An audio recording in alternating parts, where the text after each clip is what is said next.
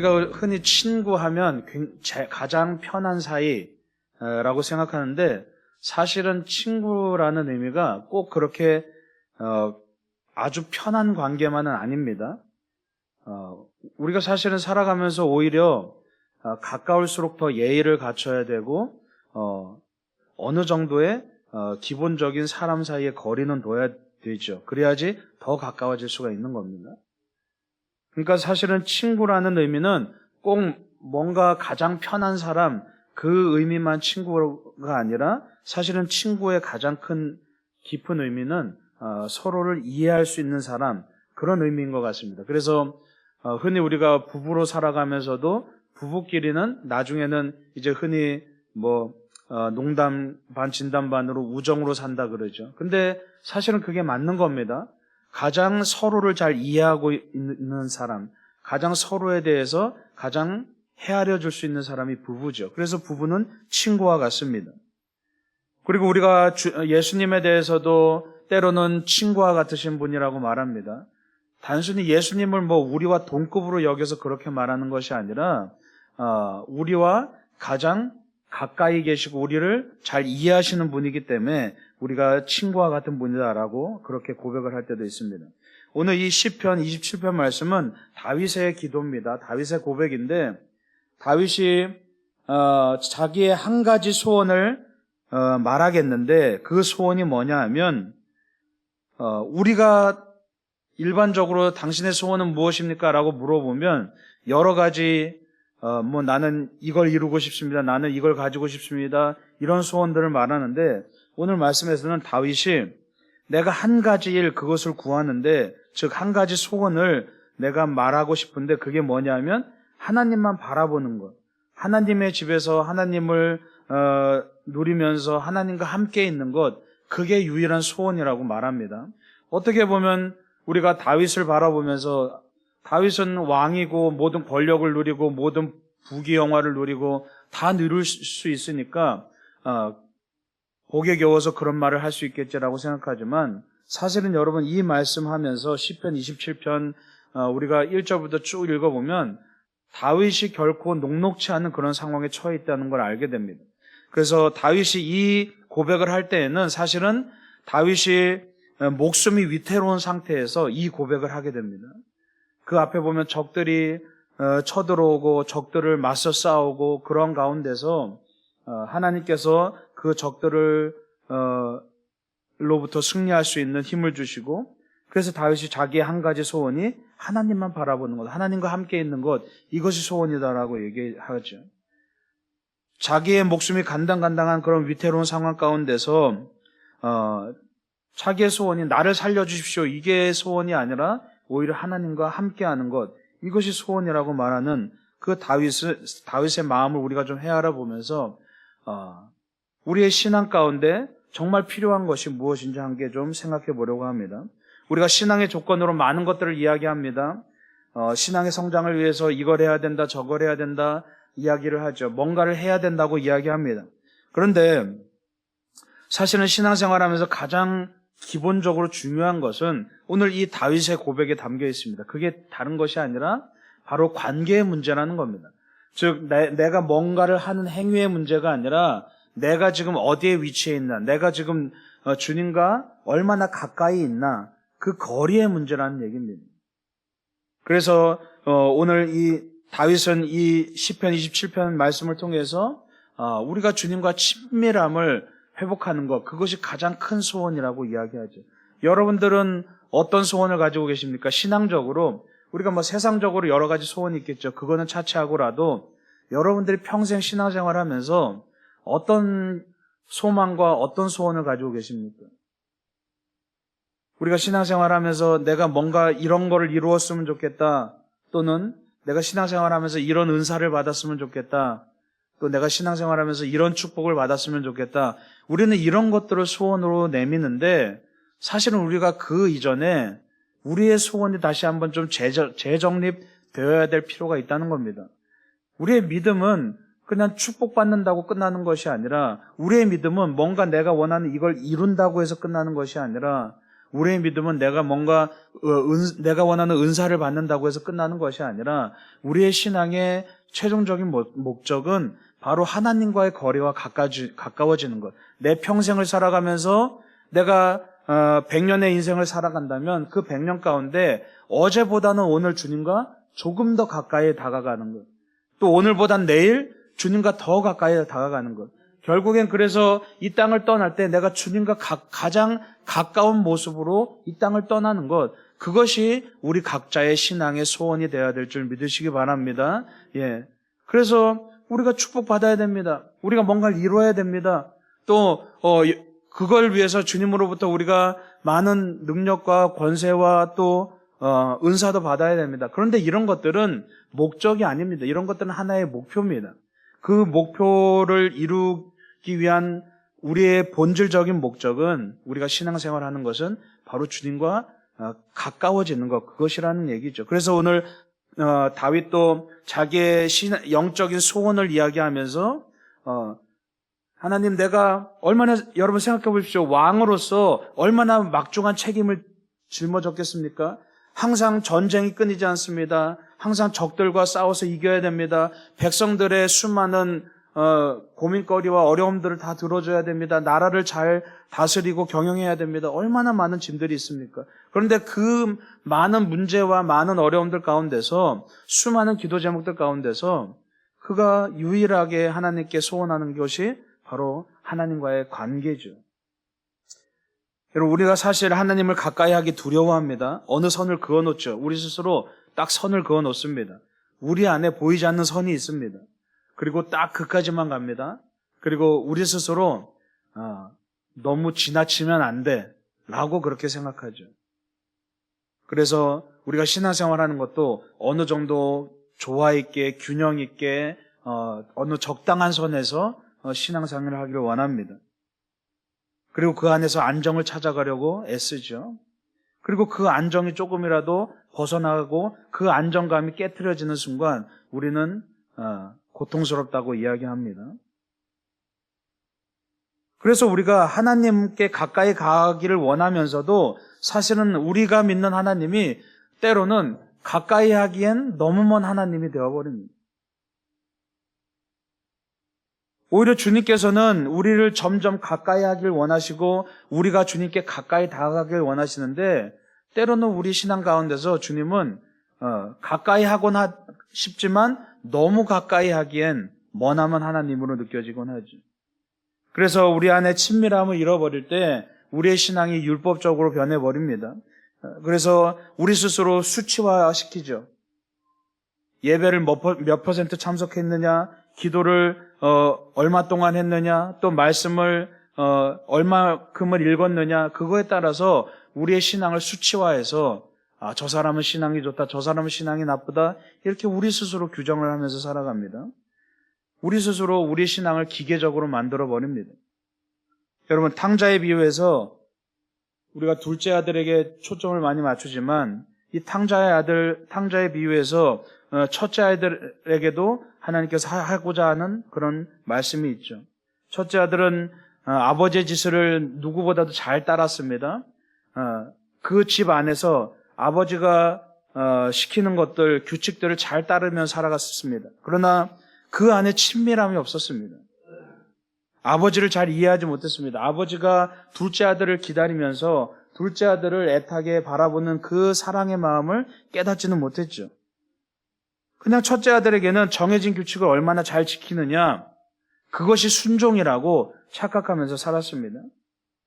그래서 이 첫째 아들의 모습을 통해서 하나님께서 우리에게 말씀하시는 건 뭡니까? 주님의 뜻을 얼마나 잘 이해하고 있느냐.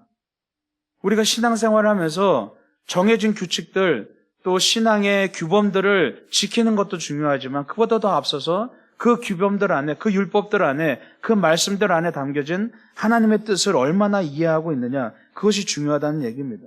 여러분, 주보에 나와 있는 두 번째 말씀, 로마서 8장 15절 말씀 우리 함께 읽어보겠습니다. 시작. 너희는 다시 무서워하는 종의 영을 받지 아니하고 양자의 영을 받았으므로 우리가 아빠 아버지라고 부르짖느니라. 아멘. 예, 오늘 말씀에 사도 바울이 우리가 종의 영을 받지 않고 양자의 영을 받았다. 아들의 영을 받았다라고 그렇게 말하고 있습니다. 예수 그리스도로 인하여서 우리가 하나님과 우리가 주인과 종의 관계가 아니라 예수 그리스도의 십자가로 인하여서 우리가 하나님과 우리 관계가 아버지와 아들의 관계, 관계로 나아갔다는 거죠. 그래서 우리가 하나님을 그렇게 두려운 존재로, 겁나는 존재로 여겼지만 이제는 우리가 하나님을 얼마든지 아빠라고 부를 수 있는, 아무 격식 없고 그냥 언제든지 쉽게 언제든지 도움을 청할 수 있는 아빠라는 존재로 부를 수 있다고 오늘 말씀하고 있습니다. 여러분, 하나님은 두려운 분입니다. 그런데 우리가 이 두려움에 대해서 잘못 오해하는 것이 있습니다. 두려움이란 뜻은 뭡니까? 두렵다. 어떨 때 두렵다라는 말을 씁니까? 공포감이 느낄 때 우린 두렵다라는 말을 쓰죠. 그런데 이 두렵다라는 뜻에는 다른 뜻도 있습니다. 공포감을 느낀다는 두렵다라는 뜻도 있지만 우리가 경외심을 느낄 때 두렵다라는 말을 씁니다. 그래서 우리가 하나님을 두려운 하나님이라고 말할 때는 하나님을 두려워하라는 말은 하나님에게 공포감을 느끼라는 얘기가 아닙니다. 하나님께 경외감을 느끼라는 얘기입니다. 그래서 우리가 하나님을 바라볼 때 공포의 대상이 아니라 뭔가 가까이 가면 큰일 날 것 같은 그런 하나님이 아니라 경외하는 하나님, 존경하는 하나님, 그렇게 우러러 볼 수 있는 하나님으로 여기라는 얘기죠. 그래서 예수님께서도 언제나 예수님의 그 공생의 사역 기간 동안 어떻게 하셨습니까? 예수님은 사람들과 멀찌감치 떨어져서 있지 않으셨습니다. 언제나 죄인들과 함께 하셨고, 언제나 사람들과 어울리길 좋아하셨고, 언제나 그 죄인들과 함께 식사하길 좋아하셨습니다. 왜 그렇습니까? 우리의 하나님은 그렇게 멀찌감치 두고 두려워하고 공포스럽게 여기는 그런 하나님, 내가 조금만 잘못해도 벌을 내리시는 그런 무자비한 하나님이 아니라 우리가 두려워하는 하나님은 바로 우리가 경외감을 느끼고 언제나 우러러 볼 수 있고 언제나 의지할 수 있는 그런 하나님이라는 것을 여러분 기억하시기 바랍니다. 그래서 우리가 하나님을 믿는다는 것은 동행하는 겁니다. 가까이 다가가는 겁니다. 동행한다는 것은 늘 항상 옆에 붙어 다니는 걸 말하죠. 신앙은 가까이 다가가는 겁니다. 그냥 간단하게 신앙에 대해서 정의하자면 우리 신앙생활은 그냥 날마다 조금씩 더 하나님 앞에 가까이 나아가는 겁니다. 내가 뭔가 하나님을 위해서 뭔가 대단한 일을 하고 뭔가 멋진 업적을 남기고 뭔가 상급을 쌓고 이것이 아니란 얘기죠. 우리가 물론 하나님의 나라에 상급을 쌓아야 됩니다. 근데 그 상급이라는 건 언제 주어집니까? 우리가 뭔가를 해서 주어지는 게 아니라 사실은 우리가 하나님 앞에 거리를 좁혀 나갈 때 그게 바로 상급 쌓는 일이라는 얘기입니다. 예. 내가 하나님을 위해서 할 수 있는 게 뭐 대단한 일이 있겠습니까? 하나님과 동행하는 것, 하나님과 더 가까이 가고 하나님과 함께 옆에 서는 것, 그것이 바로 상급 쌓는 일이라는 거죠. 여러분, 오늘 말씀해 보면 그래서 우리 신앙에 관해서 굉장히 명쾌하게 설명해 주고 있습니다. 다윗이 기도하면서 여호와의 집에 살고 싶다라고 그렇게 기도하죠. 집은 보호를 상징합니다. 주님의 집에 산다는 건 뭡니까? 주님의 보호를 받고 싶다는 걸 말하는 겁니다. 그런데 여러분, 주님의 보호를 받으려면 어떻게 하면 될까요? 아주 간단합니다. 내가 나를 보호하고 있던 것을 내려놓으면 되는 겁니다. 내가 나를 보호하길 포기하면 하나님께서 우리를 보호해 주시는 겁니다. 그런데 우리는 하나님께서 우리를 보호해 주시기 이전에 이미 내가 나를 보호하면서 살아갑니다. 내 안에 수많은 보호 본능들이 가득해서 내 스스로 성을 쌓고 내 스스로 피해받지 않기 위해서 내 스스로 나를 지키기 위해서 우리 안에 견고한 성을 쌓고 살아가죠. 여러분, 우리가 하나님의 보호를 받기 위해서는 간단합니다. 하나님 앞에서 그냥 무장해제하면 되는 겁니다. 우리가 내 스스로 내 마음에 걸어 잠근 그 자물쇠를 풀기만 하면 되는 겁니다. 그래서 우리가 하나님 앞에 폼나는 모습으로 있으면 안 되는 겁니다. 그냥 있는 모습 그대로 나오라고 계속해서 주님께서 말씀하신 이유가 뭡니까? 너의 있는 모습 그대로, 너의 더러운 모습 그대로, 너의 수치스러운 모습 그대로 나오라고 말씀하시는 이유는 네 스스로를 보호하지 말라는 뜻입니다. 네가 너 스스로를 자꾸만 보호하려고 하니까 내가 너를 보호해 줄 수 없잖아 라고 그렇게 말씀하시는 거죠. 교만한 사람이라는 뜻은 바로 내가 나를 보호하려고 하는 사람입니다.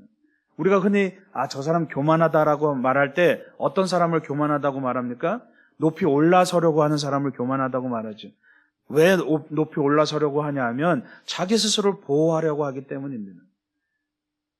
그래서 우리가 교만한 사람은, 자기 스스로를 보호하려고 하는 사람은 하나님의 보호를 받지 못하고 하나님의 집에 머물 수가 없습니다.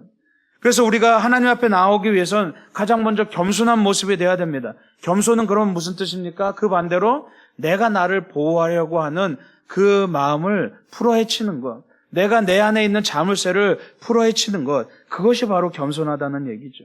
그래서 여러분, 예수님께 나온 사람들은 다 어떤 사람들이었습니까? 다 하나같이 교만하고 높은 위치에 선 사람들이 예수님께 나오지 않았습니다. 다 하나같이 겸손한 모습으로 내가 의지할 곳이 아무것도 없습니다. 내가 나를 보호할 수가 없습니다.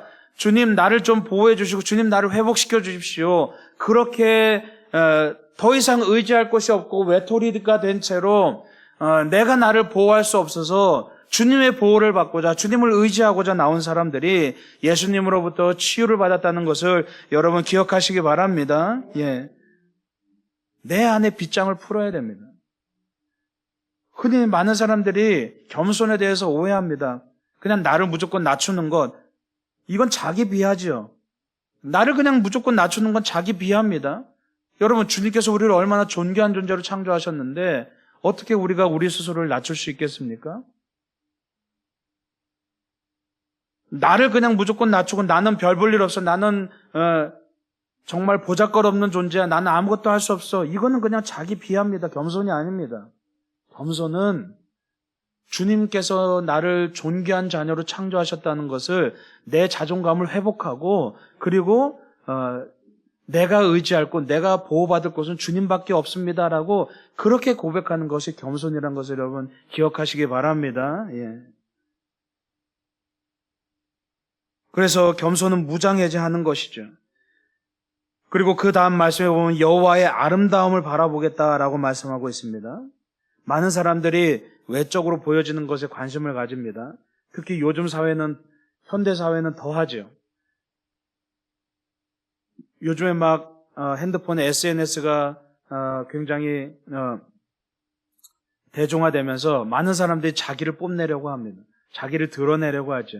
자기의 멋진 모습만 거기에 담아서 그래서 사람들에게 뽐냅니다. 그래서 좋아요를 받으면 뿌듯하죠. 그러면서 사람들 가운데 뭔가 외적으로 자꾸 자기를 드러내고 자기를 알리고 그런 것들에 초점이 맞춰집니다. 그래서 요즘에는 서점에 가도 베스트셀러가 대부분 뭡니까? 자기개발 서적들이죠. 인문학 서적들은 온데간데 없이 사라지고, 대학에서도 기초 학문들이 사라지고, 인문학이 사라지고, 어떻게 하면 좋은 자격증을 따서 어떻게 하면 좋은 직장을 갈 수 있을까? 그것이 요즘 대학의 현실입니다. 그러니까 시대가 그만큼 내적인 가치가 많이 떨어져 버린 무지한 시대가 되어버렸죠. 그러다 보니까 우리 안에 내적인 아름다움을, 내적인 가치를 등한시하면서 살아갑니다. 여러분, 신앙도 마찬가지입니다. 우리의 신앙도 또한 세상의 풍조와 마찬가지로 우리의 신앙도 자꾸만 외적인 것에 초점을 맞추면서 살아가기 시작합니다. 겉으로 보여지는 것에 의해서 사람들이 평가를 하니까 당신 믿음 좋습니다 라고 하는 그 얘기 우리가 듣고 싶어서 자꾸만 외적인 신앙에 초점을 맞춰버리죠. 여러분, 예수님 당시에도 그런 사람들이 많이 있었습니다. 그 사람들을 누구라고 얘기합니까? 바로 바리새인이라고 얘기하죠. 겉으로 폼나는 모습, 겉으로 거룩한 모습들을 가지고 살았습니다. 그런데 예수님은 오히려 그들을 바라보시면서 독사의 자식들이라고 말씀하십니다. 우리가 하나님과 가까이 있을 때 어떤 일이 일어납니까? 괜히 그냥 가까이 있으라는 것이 아니라 우리가 친한 사람과 가까이 있으면 부부가 마치 닮는 것처럼, 여러분, 부부는 다 닮게 되죠. 처음에는 서로 성격도 다르고 살아온 환경도 다르고, 그래서 베스트셀러 책 제목에 보면 화성에서 온 남자, 금성에서 온 여자, 그런 책 제목도 있습니다. 그러니까 외계인입니다. 외계인.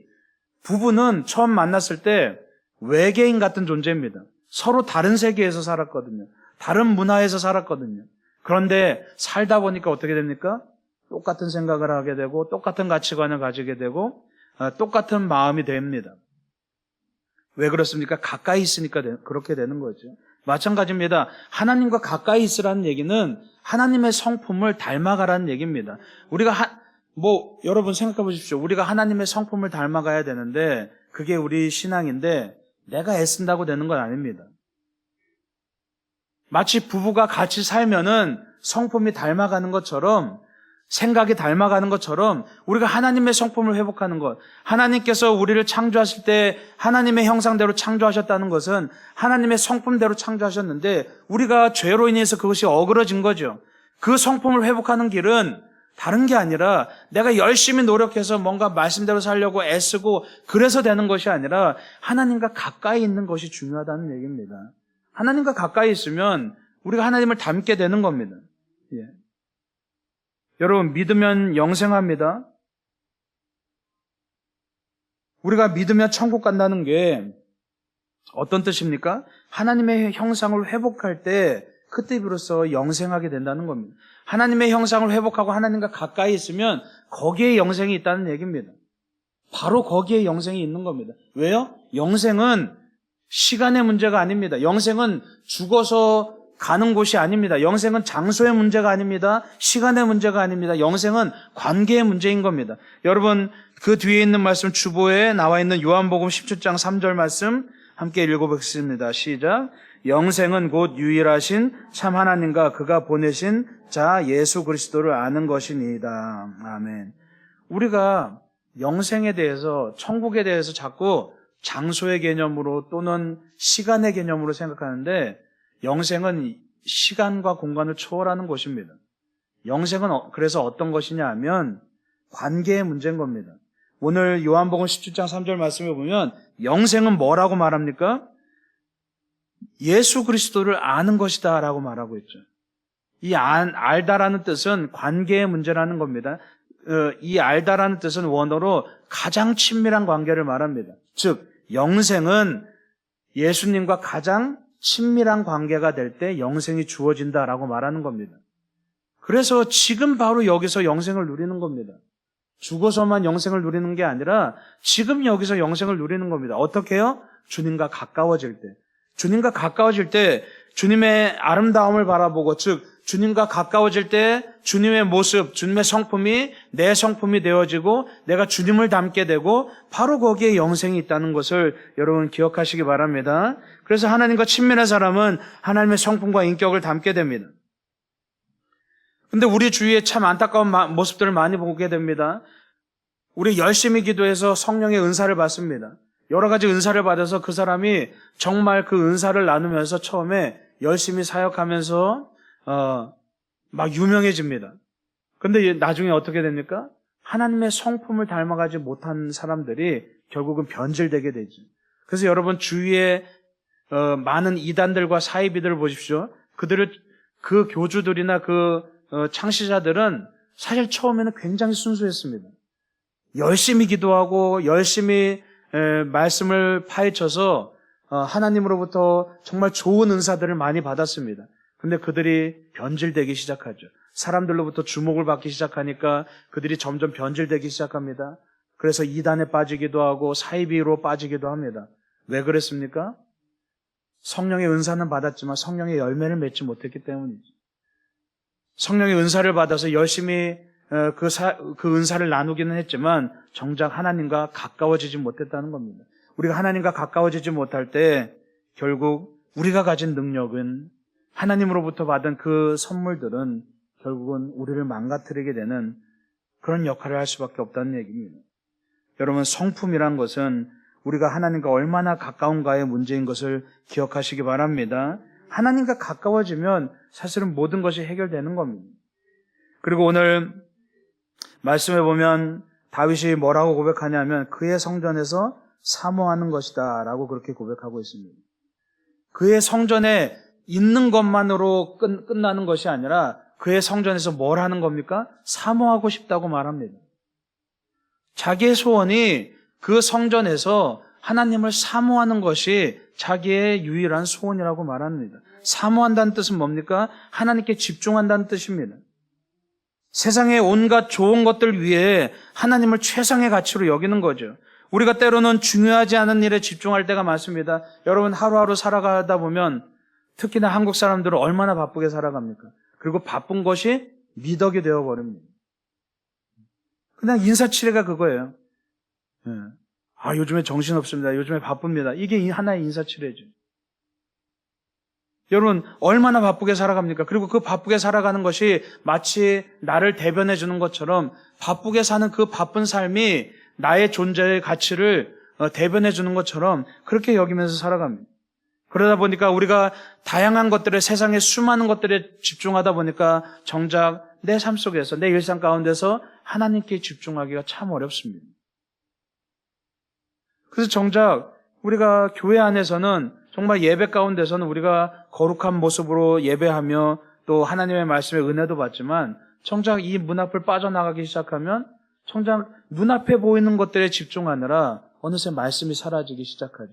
그때서는 말씀에 의해서 내가 판단하는 것이 아니라 내가 세상적인 가치관과 내가 세상에서 습득한 상식대로 모든 것을 판단하기 시작합니다. 여러분 오늘 말씀에 그의 성전에서라고 말합니다. 이건 바로 하나님을 만나는 곳을 말하죠.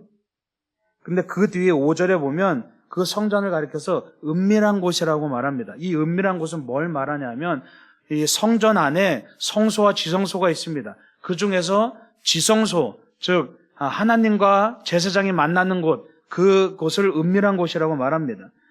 다시 말해서 다윗이 지금 말하는 것은 이 하나님을 가장 가깝게 만나는 그 지성소를 말하고 있죠. 우리 안에 하나님과 대면하는 그 지성소가 있어야 된다는 겁니다. 주님을 언제 만나야 됩니까? 어디서 만나야 됩니까? 바로 지금 여기서 만나야 되는 겁니다. 지성소가 딴 데 있는 것이 아니라 지성소가 이 교회 예배당에 있는 것이 아니라 주님을 만날 수 있는 지성소는 이미 여러분의 마음 깊은 곳에 있다는 것을 여러분 기억하시기 바랍니다. 왜요? 성령님께서 여러분 안에 계시기 때문이죠.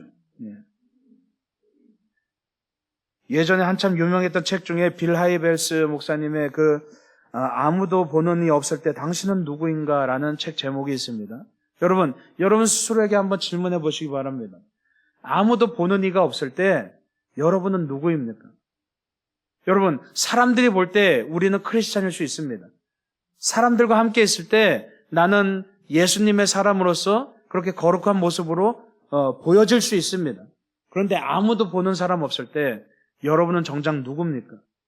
아무도 보는 사람 없을 때, 나 혼자만 있을 때, 내가 뭘 해도 아무도 그걸 모를 때, 정작 나는 어떤 생각을 하고, 어떤 판단을 하고, 어떤 존재로 서 있습니다. 우리는 자꾸만 다른 사람이 볼 때만 거룩해지려는 그런 경향이 있죠.